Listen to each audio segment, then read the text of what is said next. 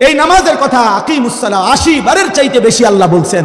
আল্লাহ যেন ডাক দিয়া বলে, এই যুবক, 80 বারের চাইতে বেশি আমি মাওলা, আমার মতো মালিক, আমি নামাজের কথা তোকে এই কোরআনে বললাম। আর কতবার বললে নাফরমান তুই আমারে সেজদা দিতি বল? এই বেঈমান, তোরা যারা নামাজ পড়ো না, বলো বেঈমান বলো, আর কতবার বললে, আর কতবার বললে নামাজ পড়তা?